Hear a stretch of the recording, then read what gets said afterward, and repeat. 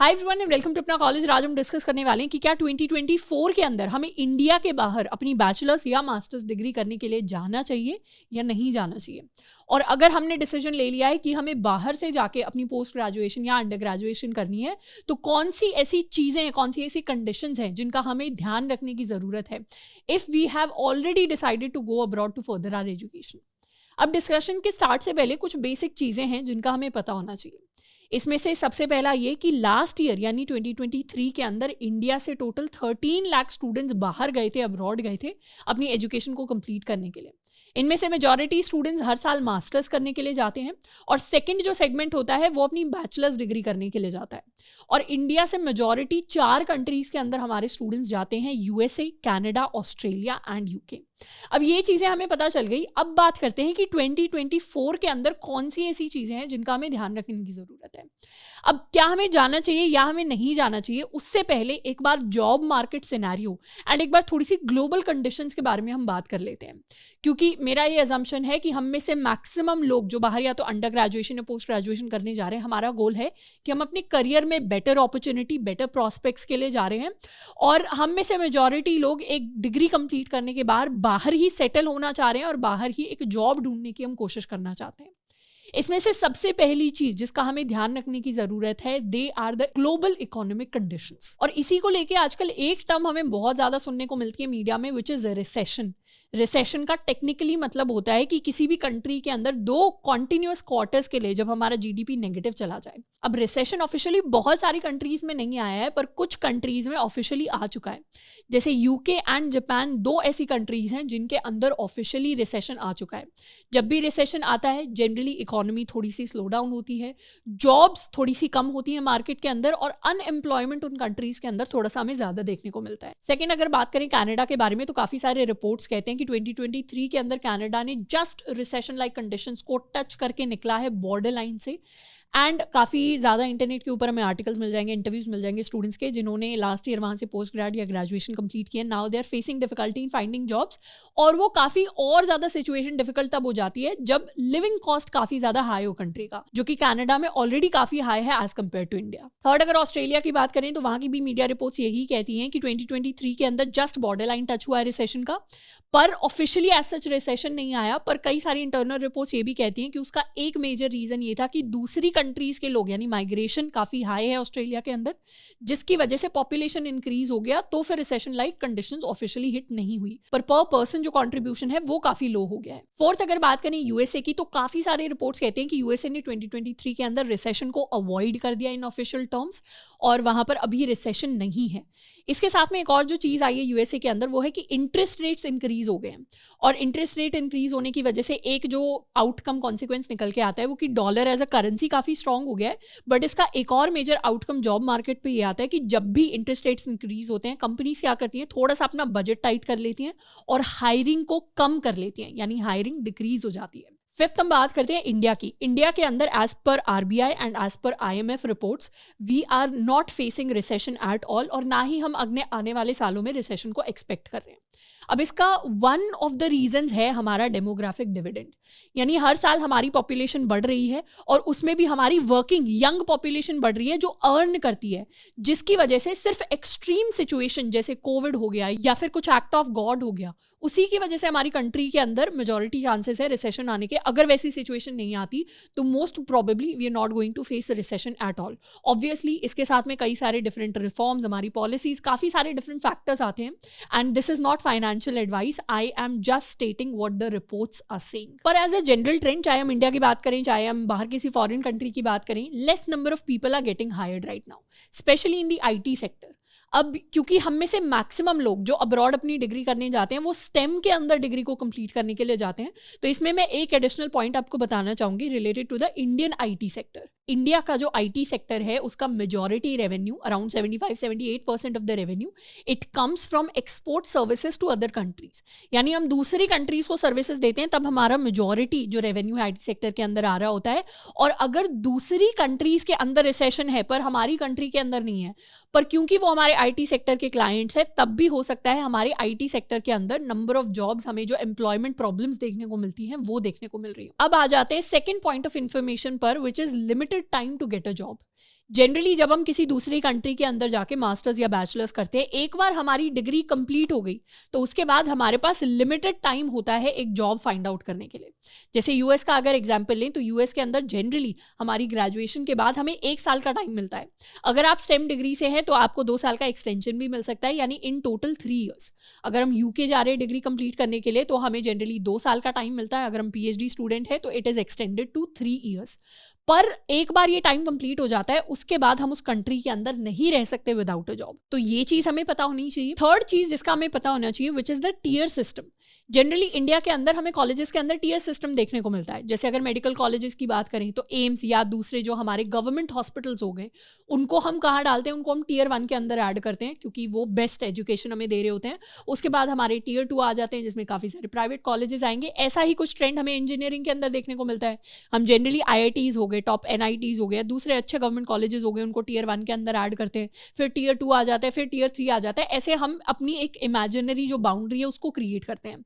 अब हमें काफ़ी अनफेयर लगता है एज अ स्टूडेंट कि इंडिया के अंदर ऐसे टियर सिस्टम क्यों चलता है, पर ये टियर सिस्टम जो है ये काफ़ी ग्लोबल सिनेरियो है जो ग्लोबली भी आपको देखने को मिलता है। यानी ऐसा नहीं है कि आप यूएस के अंदर गए या अगर हम किसी दूसरी कंट्री के अंदर गए तो सारे ही कॉलेजेस बेस्ट रेप्यूटेड कॉलेजेस हैं और हर कॉलेज की इक्वल रेप्यूटेशन है।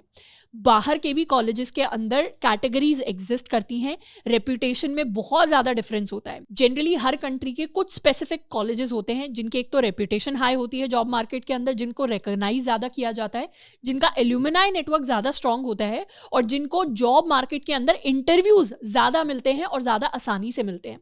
अब यहाँ पे बिल्कुल कहने का मतलब नहीं है कि आपने किसी टियर 1 वाले कॉलेज से अगर किया है ग्रेजुएशन बाहर भी, चाहे पोस्ट ग्रेड किया है चाहे अंडर ग्रेड किया है, तो वहाँ पे बिना स्किल्स के आपको इंटरव्यूज मिल रहे होंगे और बिना स्किल्स के आपको जॉब मिल जाएगी। ऐसा बिल्कुल भी मतलब नहीं है। डेफिनेटली आपके पास स्किल्स होने चाहिए, but if you have a degree from a reputed foreign college तो it increases your chances of getting an interview. In fact यहाँ पे कई बार एज अ स्टूडेंट हमें कॉमन प्रॉब्लम भी फेस करनी पड़ती है। जब भी हम कहीं भी फॉरेन के अंदर एडमिशन लेना चाहते हैं, जनरली हम किसी एजेंसी को कॉन्टैक्ट करते हैं ताकि वो हमारे एडमिशन प्रोसेस के अंदर हेल्प कर सके।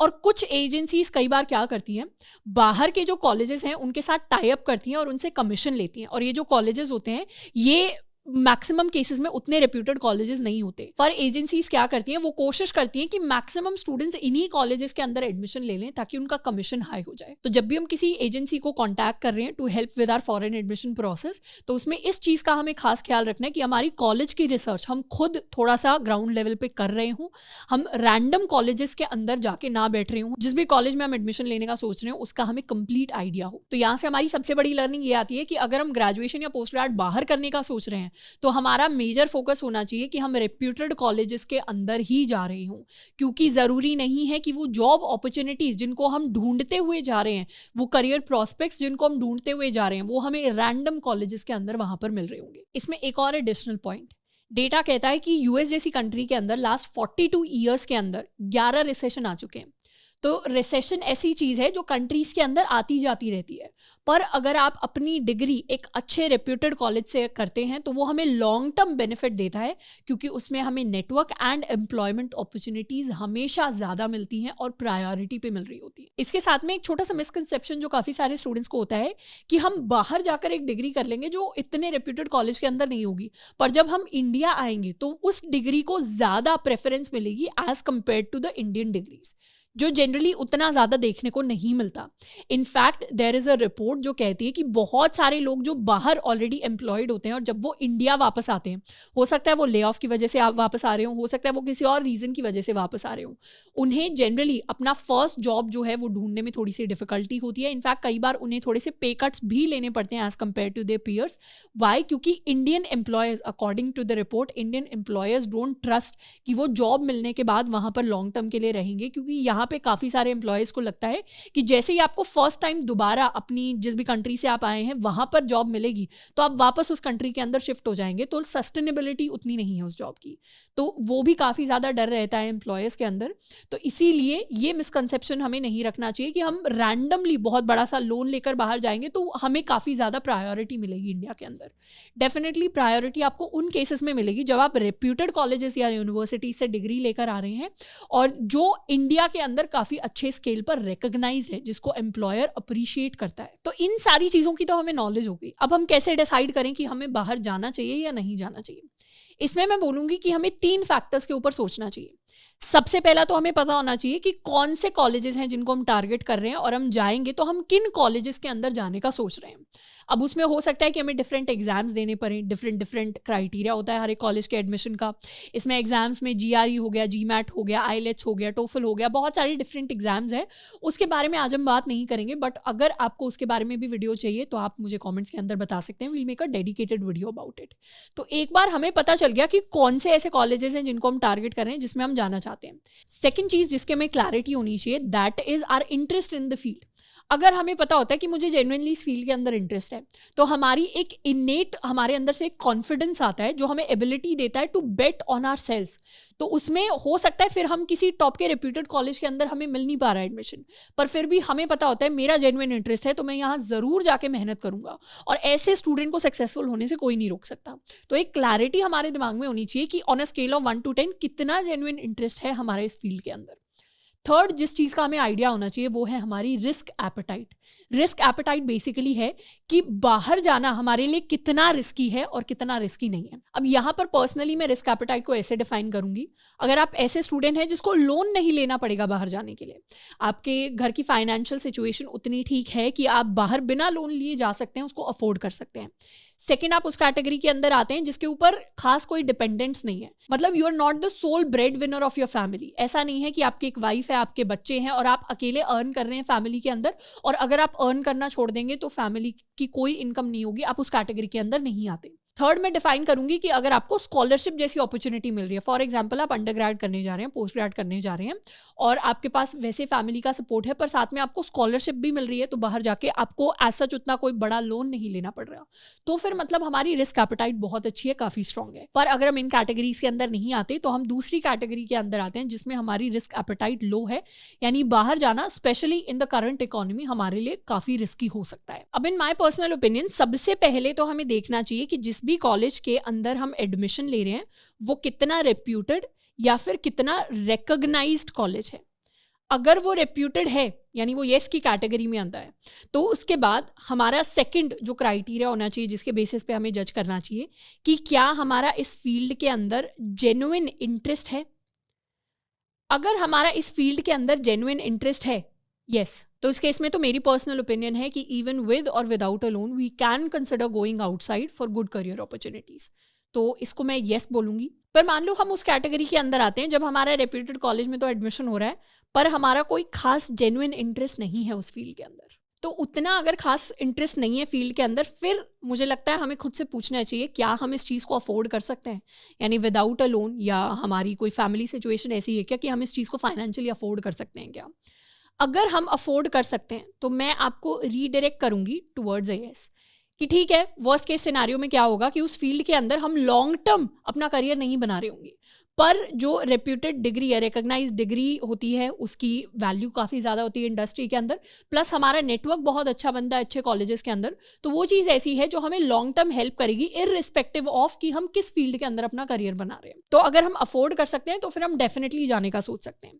But if we are in a situation जहाँ पे हम अफोर्ड नहीं कर सकते, तो उस सिचुएशन के अंदर मेरी आपको पर्सनल एडवाइस रहेगी कि we should not go for it. उसका मेरा रीज़न ये है कि अगर हम अफोर्ड नहीं कर सकते तो हमारी फर्स्ट प्रायोरिटी होगी एक डिग्री लेने के बाद कि हमें जॉब चाहिए। जॉब के लिए आपको एक्चुअली अच्छे से स्किल्ड होना पड़ेगा उसी सेम फील्ड के अंदर, जो अगर आपका जेन्युइन इंटरेस्ट नहीं है उस फील्ड के अंदर तो काफ़ी डिफिकल्ट हो सकता है टू फाइंड अ जॉब। तो वो सिचुएशन बहुत डिफिकल्ट हो जाती है when you are sitting in a foreign country, आपने लोन एक ले रखा है जिसका एडिशनल प्रेशर है आपके ऊपर, आपके पास लिमिटेड टाइम है और आप ऐसी फील्ड में जॉब सीख करने की कोशिश कर रहे हैं जहाँ पे आपको कोई जेन्युइन इंटरेस्ट एज सच है नहीं। अब इसके बाद इसी का पैरेलल केस एनालाइज करते हैं।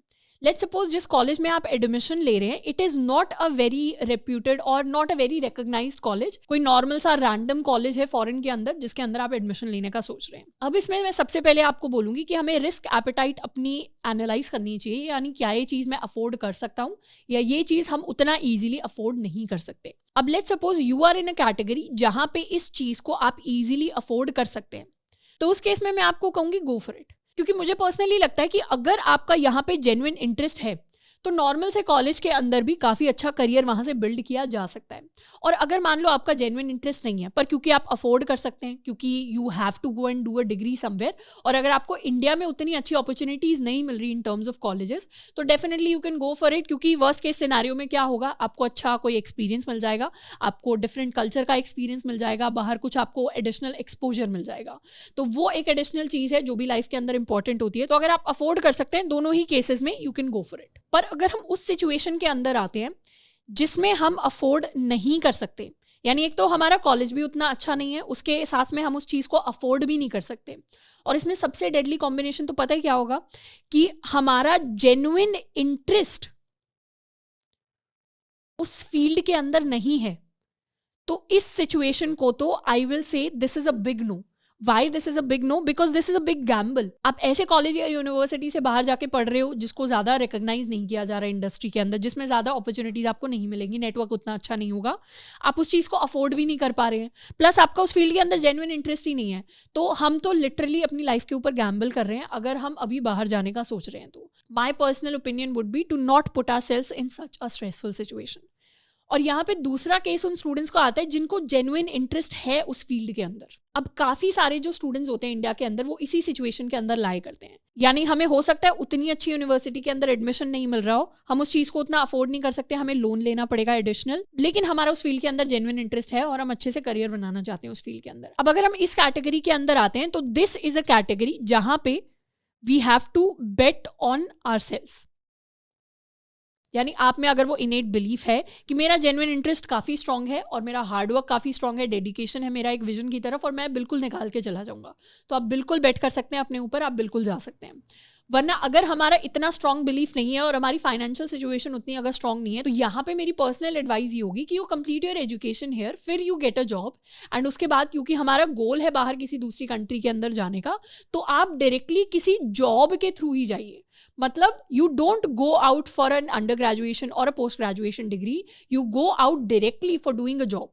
डेफिनेटली ये वाला जो रास्ता है ये ज़्यादा डिफिकल्ट होगा, क्योंकि डायरेक्टली इंडिया में बैठे बैठे बाहर का एक जॉब ढूंढना ज़्यादा मुश्किल होता है एज कम्पेयर टू वहाँ पे डिग्री करके एक जॉब ढूंढना। बट ये ऐसा सिनेरियो है जिसमें हम अपने रिस्क को काफ़ी हद तक मिनिमाइज कर देंगे, जो काफ़ी सारे स्टूडेंट्स की प्रायोरिटी हो सकती है। So this was my alternative suggestion to any student जो उस फाइनेंशियल सिचुएशन के अंदर नहीं है कि यहाँ पर आप जॉब करिए एंड डायरेक्टली जो अपना सेकंड जॉब या थर्ड जॉब है वो आप बाहर की किसी कंट्री के अंदर ढूंढने की कोशिश कर सकते हैं। अब मैं लास्ट में फिर से बता देती हूँ, ये जो मैंने फ्लो चार्ट बनाया है ये कंप्लीटली मैंने सारी सिचुएशंस को, फैक्ट्स को ध्यान में रखते हुए बनाया है, और स्पेशली मैंने ये सोच के बनाया है कि अगर मुझे अंडर ग्रेजुएशन या पोस्ट ग्रेड करने बाहर जाना होता तो मेरा डिसीजन मेकिंग किस तरीके से होता।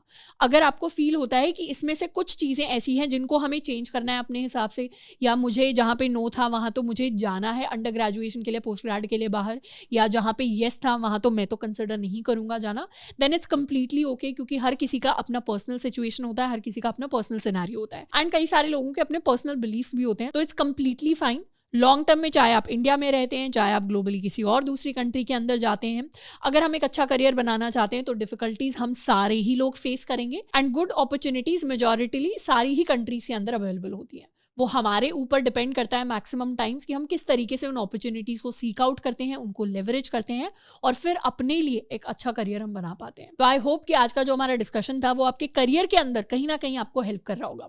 इसके अलावा और कौन से टॉपिक पर आपको वीडियोस चाहिए उसके बारे में आप मुझे नीचे कॉमेंट के अंदर बता सकते हैं। आज के लिए इतना ही, मिलते हैं नेक्स्ट वीडियो में। Till then keep learning and keep exploring.